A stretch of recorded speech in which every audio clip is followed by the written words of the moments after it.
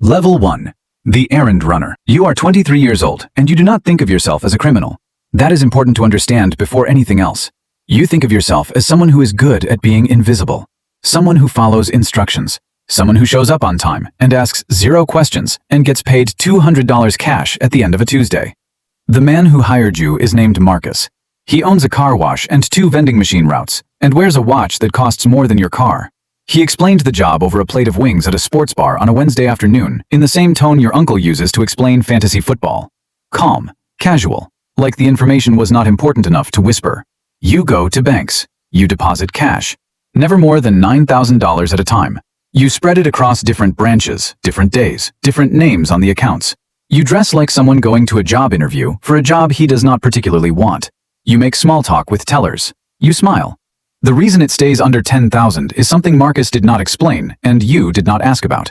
You looked it up at 2 a.m. on your phone with the screen brightness all the way down, like the information itself was contraband. Anything over 10,000 triggers a federal report. Under that number, the transaction is routine. Invisible.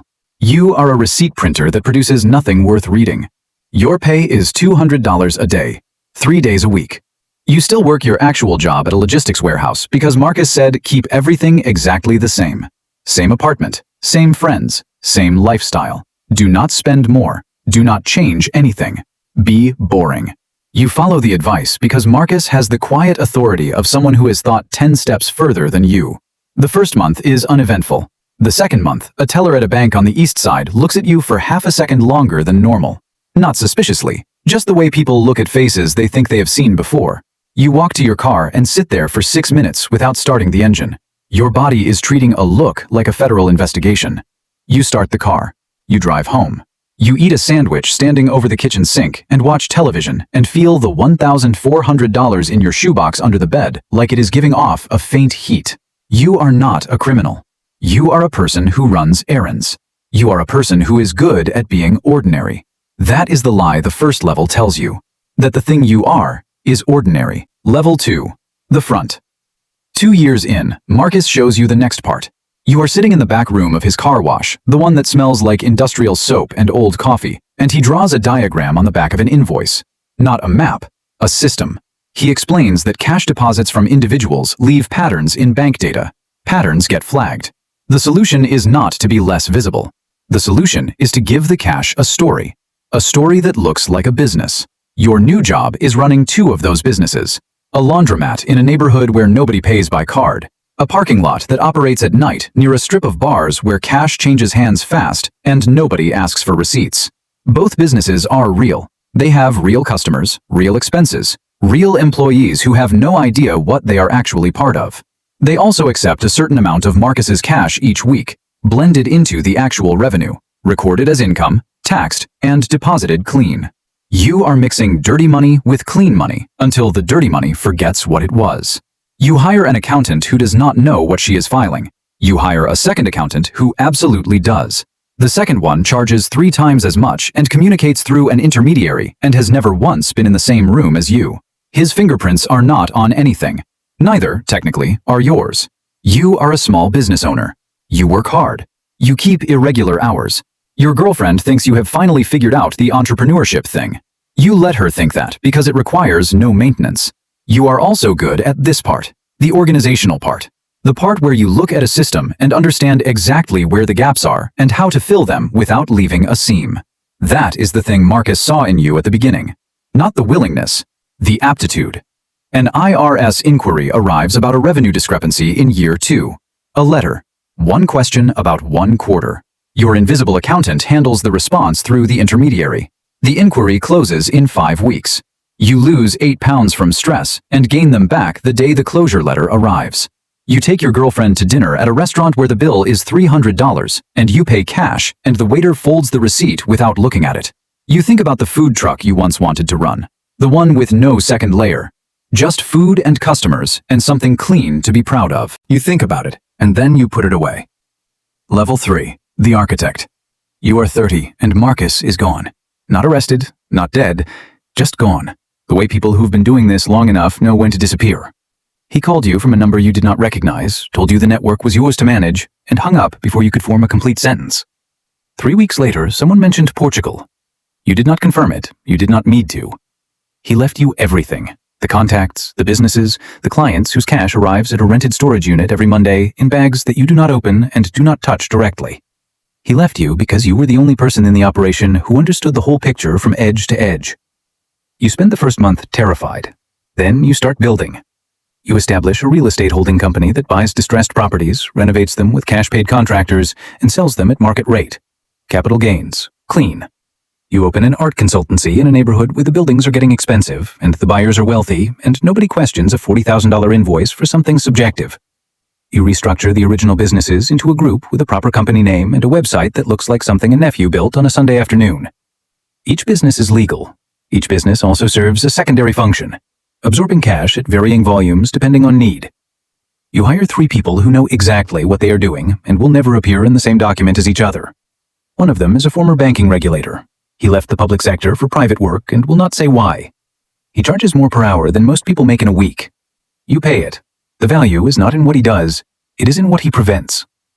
The clients multiply, referrals through channels you did not build and did not ask for. People from other cities, people whose business you have decided you do not want to know and will never ask about. You are a service provider, a specialist, the most expensive and least visible accountant in a category that does not have a name. Your girlfriend finds a deposit slip in a coat pocket one evening. The number on it is large.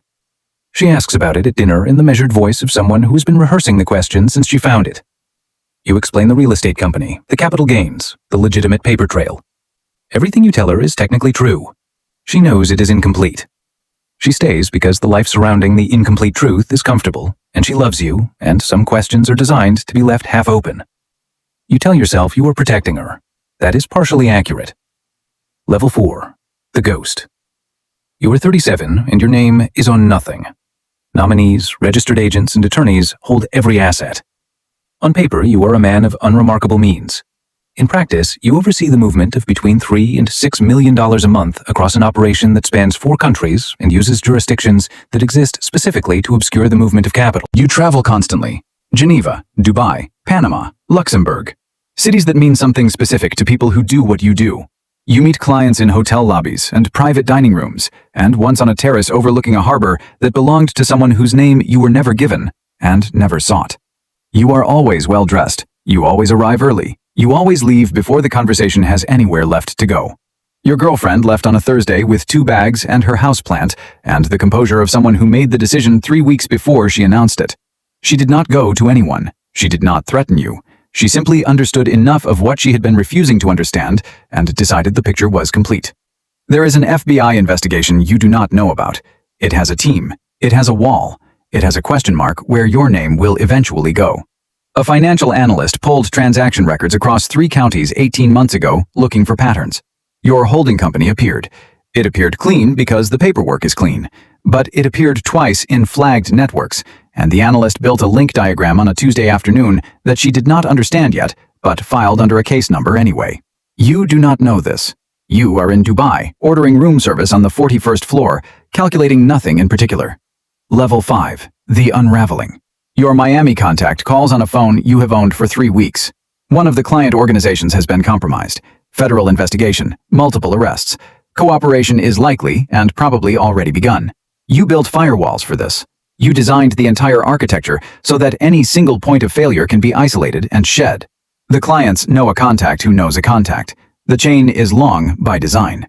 You spend 72 hours executing a contingency you wrote 3 years ago in a hotel room in Lisbon. Accounts close. Shell companies dissolve. One dormant entity in a different jurisdiction activates and absorbs what needs absorbing. The money moves without a visible hand touching it. By the time anyone can theoretically point in your direction, the thing being pointed at no longer exists in the form they knew. Then your Zurich lawyer sends 4 words through a secure channel.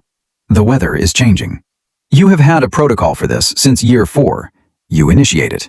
Over the following 5 months, you close operations the way a careful person closes a wound, 1 layer at a time. No urgency.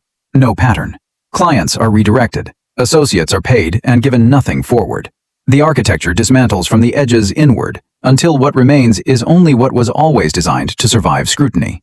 You walk away with $7 million in documented, legitimate, fully explainable assets, and a house in a country with a residency program, and a strong tradition of not asking questions. You sit on the terrace, you drink coffee, you watch boats. For the first time in 15 years, the calculations stop. Level 6. The Reckoning. The indictment arrives on a Wednesday. Federal conspiracy to commit money laundering. Transactions with criminally derived property. RICO counts attaching your operation to 2 client organizations that have fully cooperated. A former associate who knew less than he thought, but precisely enough, traded what he had for what he needed. You designed against this. You reduced every blast radius you could identify. But you cannot engineer against a person who is scared enough, and you knew that, and built anyway, because the architecture was too elegant to abandon over a risk you had already accepted. You return voluntarily, not from nobility, from calculation. You are 45 years old, and you have been planning exits for 2 decades, and this is the only move remaining that gives you any control over how the next chapter opens. The plea takes 9 months. The sentence is 11 years. The $7 million in legitimate assets is largely forfeit. What survives is enough to exist on after release, not enough to rebuild anything resembling what you had. Prison at 45 is not prison at 24. Your mind, trained for 20 years to find patterns in complexity, has nothing to work on, and turns inward in ways that are not pleasant and cannot be delegated. You read everything. You teach a basic financial literacy class to other inmates starting in year 2. Not as penance, because thinking keeps the architecture from collapsing into something you cannot live inside. You have a daughter. She is 11 when you are sentenced. Her mother raised her entirely and well. She writes letters, careful, brief letters, from a person deciding whether someone is worth the cost of knowing. You write back with more care than you have given anything in your adult life. In year 7, she visits. She is studying financial regulation. She works for an agency you spent 15 years designing against. You sit across from each other, and she asks questions like someone who has been preparing for years. You answer everything. Some of it sounds different out loud than it did as thought. Level 7. The Aftermath. You are released at 54. Parole conditions are standard. You cannot work in financial services, which covers everything you know how to do. You cannot associate with known criminals, which covers almost everyone you know. Your apartment is small. Your parole officer is younger than your daughter and thoroughly unimpressed by you, which you find more comforting than you expected. Your daughter comes to dinner 6 months after your release. She brings food. She sits at your kitchen table and asks if you miss it. You think about the architecture, the elegance of a system that moved millions without leaving a fingerprint, the cognitive satisfaction of building something that complex and watching it hold. You tell her you miss the thinking, not the crime of it, the thinking. You tell her what it cost, the years, the relationships, the version of yourself that became so embedded in the machine that you stopped being able to tell where you ended and the operation began. She nods. She files it away precisely the way she files everything. When she leaves, she hugs you, brief, careful, the hug of someone still calculating whether this is worth it. You understand the calculation completely. You spent your career making calculations exactly like it. The difference is this one is the only one that matters. You go back to the kitchen table. You make coffee. You sit with the quiet. Outside, the city moves through its ordinary transactions, money changing hands in ways that are mostly legal, mostly visible, mostly documented. You built a career in the space between mostly and entirely. That space is smaller now than when you started. The systems got better.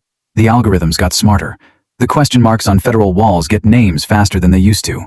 Somewhere tonight, a 23-year-old is sitting in a car outside a bank branch, heart rate slightly elevated, telling himself the risk belongs to someone further up the chain. He is wrong about that. He will figure it out eventually. They always do. The only question is how much of a life gets spent learning it.